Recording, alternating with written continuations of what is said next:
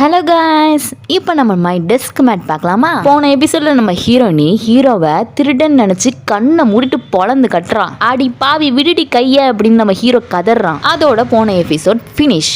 இப்போ இந்த எபிசோட் பார்க்கலாமா? இப்போ ஹீரோட ஃப்ரெண்டு வந்து என்னடா ஆச்சு அப்படின்னு சொல்லிட்டு ஹீரோவை தூக்குறான். ஐயோ சாரி ஜின்கான், நான் தெரியாம பண்ணிட்டேன், நான் ஏதோ திருட வந்துட்டான்னு நினைச்சு தான் அடிச்சிட்டேன், சாரி லைட்டா தான் அடிச்சேன் அப்படிங்கிறான். இது உங்க ஊர்ல லைட்டா, அப்படியே ஓடி போயிரு அப்படின்னு கோவத்துல நம்ம ஹீரோ போயிடுறான். ஐயோ மறுபடியும் ஹீரோ நம்ம மேல கோச்சிக்கிட்டானே அப்படின்னு ஹீரோனி இருக்கிறா. இவளே ஐயோ ஜின்கான் அடிச்சு புட்டமேன்னு கவலையில வரா. இதில் ஸ்கூலுக்கு வந்தோடனே சில பொண்ணுங்க வந்துட்டு நீ ஜின்ஹானோட டெஸ்க் மேட் தானே, இந்த கிஃப்ட் எல்லாம் ஜின்ஹான்கிட்ட கொடுத்துருன்னு கொடுத்துட்டு போகிறாங்க. சரின்னு அதையும் எடுத்துட்டு ஜின்ஹான் பக்கத்தில் போய் உட்கார்றா. பார்த்தா ஏற்கனவே 1.5 சமைக்கு ஜின்ஹானுக்கு முன்னாடி கிஃப்ட் இருக்கு. இதுவும் உன்னோட ஃபேன்ஸ் தான் கொடுத்தாங்கன்னு சொல்லி கொடுக்குறா. கொடுத்துட்டு சைடில் பார்த்தா ஒரு ட்ரோன் போகுது ஜின்ஹானை ஃபோட்டோ எடுக்கிறதுக்கு. ஜின்ஹான் வேகமாக மூஞ்சி மறிக்க இவ குடுகுடுன்னு ஓடி போய் அந்த ஷீட்டை இந்த திரையை எடுத்து விட்றா மறைச்சு. சாரி ஜின்ஹான், காலையில் நான் தெரியாமல் அடிச்சிட்டேன், சாரி, என் மேலே உனக்கு ஒரு கோவம் இல்லையேன்னு சொல்லி கேட்க அதெல்லாம் ஒன்றும் இல்லை அப்படின்னு ஜின்ஹான் சொல்ல, அப்பாடி அப்பனா எனக்கு ஒரு ஆட்டோகிராஃப் போட்டு தாயேன்னு சொல்லி கேட்குறான். அதெல்லாம் போட முடியாது அப்படின்றான். ஹீரோனியோட மூஞ்சி முக்காநிலத்துக்கு தொங்கி போயிருது. இப்போ டீச்சர் வந்து கிளாஸ் எடுத்துட்டு இருக்க நம்ம ஹீரோனினா தூங்கி தூங்கி உழுகுறா. சரி இப்போ இந்த இதுக்கு ஆன்சர் யார் சொல்ல போறீங்க அப்படின்னு சொல்லி டீச்சர் கேட்க ஜின்ஹான் சும்மா இல்லாம அந்த புக்கை சுருட்டி அவ காது பக்கத்துல என்கிட்ட யார் ஆட்டோகிராஃப் கேட்டதுன்னு சொல்லி கேட்கறான். தூக்கத்துல இருந்தவ விருட்டுன்னு எஞ்சி நானுங்கிறா. பரவாயில்லையே, உனக்கு ஆன்சர்லாம் தெரியுதா? அவங்க டீச்சர் கேட்டதுக்கு தான் அவள் எஞ்சினான்னு நினச்சிட்டு டீச்சர் வா வந்து எக்ஸ்பிளைன் பண்ணுன்னு சொல்கிறாங்க. அவள் எதுவுமே தெரியாமல் திருதுன்னு முடிச்சிட்டு இருக்கா. ஆடா பாவி ஜின்ஹான் நினச்சிக்கிட்டு எனக்கு எதுவுமே தெரியாது மிஸ்ன்னு சொல்ல, தெரியாதா அப்போ வெளியில் போ அப்படின்றாங்க. அவளும் புக் எடுத்துகிட்டு வெளியில் போய் நிற்கிறா. இதுக்கு எனக்கு எந்த சம்மந்தமும் இல்லை அப்படிங்கிற மாதிரி ஜின்ஹான் உட்காந்து பார்த்துட்டு இருக்கான். இப்போ அடுத்த கிளாஸ்க்கும் அதே மிஸ் வராங்க. என்ன மிஸ்ன்னு கேட்டால் அந்த மிஸ் லீவு, அதனால தான் நான் வந்திருக்கேன். ஒழுங்கா இப்போ என்ன பண்ணுறீங்கன்னா எல்லாரும் டெஸ்ட் எழுத போறீங்கிறாங்க. டெஸ்ட்டா அப்படின்னு எல்லாரும் வாயை பொழக்க டெஸ்ட் தான் அப்படின்னு சொல்லிட்டு பேப்பர் கொடுக்குறாங்க. ஜின்ஹான் என்னன்னா கடகடன்னு எழுதுறான். நம்ம ஹீரோனிக்கு என்னன்னா ஒன்றுமே தெரில. பக்கத்தில் இருக்கிறவளை எட்டி எட்டி பார்த்து எழுதிட்டு இருக்கான். பின்னாடி இருக்கிற ரவுடி பையனும் அதே மாதிரி பக்கத்தில் இருக்கிறவங்கள பார்த்து எழுதிட்டு இருக்கான். இதை பார்த்து ஜின்ஹான் என்ன பண்றான்னா சும்மா இல்லாம பேப்பரை சரட்டுன்னு ஆட்ட மிஸ் வேகமா திரும்புறாங்க. யாராவது சீட்டிங் பண்ணணும்னு நினைச்சீங்க அவ்வளவுதான், பனிஷ்மெண்ட் நிறைய இருக்குன்னு சொல்றாங்க. மிஸ் என்னன்னா முன்னாடி போய் நின்றாங்க. இப்போ ஹீரோனிக்கு என்ன பண்ணன்னு தெரியல. சரி அடியில இருக்கிற புக்கை பார்த்து எழுதுறான்னு புக்கை ஓப்பன் பண்ணி பார்த்துட்டு இருக்கா.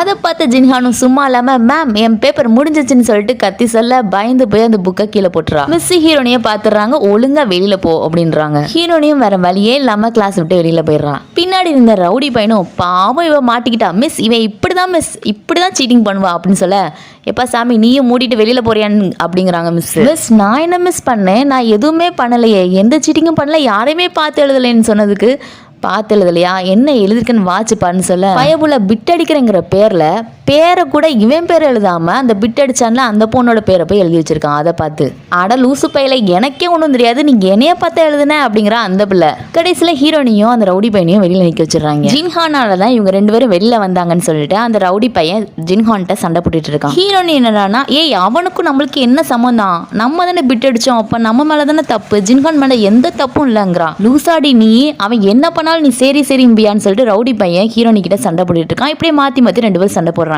கிளாஸ் முடிஞ்சிருது. மிஸ்ஸும் வந்து 2 பேரும் படிச்சு உடுப்புற வழிய பாருங்கன்னு சொல்லிட்டு அட்வைஸ் பண்ணிட்டு போறாங்க. லஞ்சுக்கு பிளேட் எடுத்துட்டு ஜின்ஹான் போறான். பின்னாடி நம்ம ஹீரோனியும் போய் நிக்கிறா. பார்த்துட்டு இருக்கான். பார்த்தா நம்ம ஹீரோனி சொல்றா, நீ சீக்கிரமா வந்தாதான் நிறைய வெரைட்டிஸ் கிடைக்கும் சாப்பாடு, இல்லைன்னா சீக்கிரமா தீந்து போயிருன்னு சொல்றா. அது மட்டும் இல்லாமல் அவள் சொல்கிறா ட்ரம் ஸ்டிக் எனக்கு ரொம்ப பிடிக்குன்னு சொல்ல வேணும்னு ஜின்ஹான் அது எனக்கு வேணும்னு சொல்கிறான். சரி போட்டும், முன்ன 3 இருக்குல்லன்னு சொல்ல இன்னொன்று வேணுங்கிறான். ஜின்ஹானுக்கு 2 எனக்கு 2ன்னு பல காட்ட எல்லாத்தையும் எனக்கே கொடுத்துட்றாங்க ஜின்ஹான். நம்ம ஹீரோனியோட மூஞ்சி சப்பி போன சுண்டேலி மாதிரி ஆயிடுச்சு. இப்போ உனக்கு என்னமா வேணும்னு சொல்லி கேட்க எனக்கு பசிக்கவே இல்லைன்னு சொல்லிட்டு ஒரு சூப்பை மட்டும் வாங்கிட்டு போகிறான் நம்ம ஹீரோனி. ஹீரோ முன்னாடி உட்காந்துட்டு அந்த ஹீரோட தட்டையே பார்த்துட்டு சூப் எடுத்து குடிச்சிட்டு இருக்கா. பாவம் பிள்ளை மன குமுறலோட அந்த சூப் எடுத்து குடிச்சிட்டு இருக்க. ஹீரோக்குன்னா ஒரு பக்கம் சிரிப்பு தாங்க முடியல. இப்ப எல்லாரும் கிரவுண்ட்ல நிக்கிறாங்க. பார்த்தா ஃபிட்னஸ் டெஸ்ட். அதுக்கான தலைமை நம்ம ரவுடி பையன் தான். நம்ம ஹீரோக்கு அதுல எல்லாம் இன்ட்ரெஸ்டே இல்ல. அவன் வாட்டுக்கு ஒரு ஓரமா போய் உட்காந்துடுறான். ஹீரோனி எக்ஸசைஸ் பண்ற கேப்ல ஹீரோவை பார்த்துட்டு இருக்கா, ஒழுங்காவே எக்ஸசைஸ் பண்ணாம. இவ ஒரு எக்ஸசைஸ் கூட ஒழுங்கா பண்ண மாட்டாளா அப்படின்னு ஹீரோ நினைச்சிட்டு இருக்கான். லாங் ஜம்ப்ல நம்ம ரவுடி பையனை ரெக்கார்ட் பண்ணிட்டு இருக்கான். அவனை மிஞ்சி யாருமே ரெக்கார்ட் பண்ணல. அதே மாதிரி ஸ்ட்ரென்த் கேம்ல நம்ம ஹீரோனியை பீட் பண்ண ஆளே இல்லை.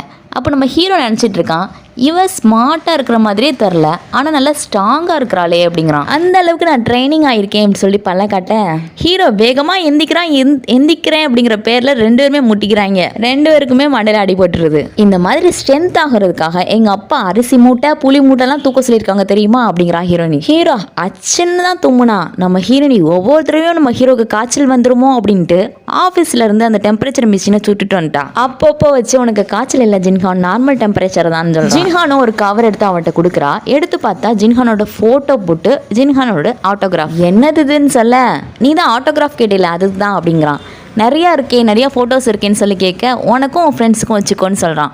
சரின்னு ஒன்று எடுத்தா வச்சுட்டு மிச்சதெல்லாம் அங்கே கிளாஸில் இருக்கிற பிள்ளைங்களுக்கு கொடுத்துட்றான். ஜின்ஹானோட ஃபோட்டோ யாருக்கு வேணும் அப்படிங்கிற மாயத்தில் ஈமோச்ச மாதிரி எல்லாம் வந்து பிச்சுட்டு போயிடுதுங்க. ஒரு ஃபோட்டோக்கு இம்புட்டு அளப்பறியா அப்படிங்கிறான் அந்த ரவுடி பையன். ஜின்ஹான் எனக்கு இன்னொரு ஃபோட்டோ தாயேன், என் ஃப்ரெண்டு ஒருத்தி அன்னைக்கு ரொம்ப நாளாக கேட்டுட்டு இருந்தா, அவள் உன்னோட மிகப்பெரிய ஃபேன், ப்ளீஸ் எனக்காக இன்னொரு ஃபோட்டோ கொடுவேன் அப்படின்னு சொல்லி நம்ம ஹீரோனி கேட்க, நான் என்ன இங்கே ஃபோட்டோ பிஸ்னஸாக பண்ணுறேன் அப்படிங்கிறான். அப்போ இதை தான் அவட்ட கொடுக்கணுமான்னு சொல்லி கேட்க, அது ஓம்பாடு அப்படிங்கிறான். இப்போ எல்லாரும் ஸ்கூல் முடிஞ்சு கிளம்ப ஜின்ஹானும் காரில் ஏறி கிளம்புறான்.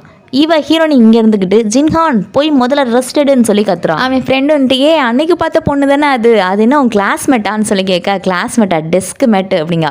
பார் விதி எப்படிலாம் உன் வாழ்க்கையில் விளையாடுறது அப்படிங்கிறான். ஏண்டா நீ வேற கடுப்புற, நல்ல வேளை நாளைக்கு எனக்கு லீவு, நாளைக்காச்சும் அவன் மூஞ்சியை பார்க்காம இருப்பேன் அப்படிங்கிறான் ஹீரோ. 2 பேருமே ஒரே அப்பார்ட்மெண்ட் இருக்கிறது 2 பேத்துக்குமே தெரியாது.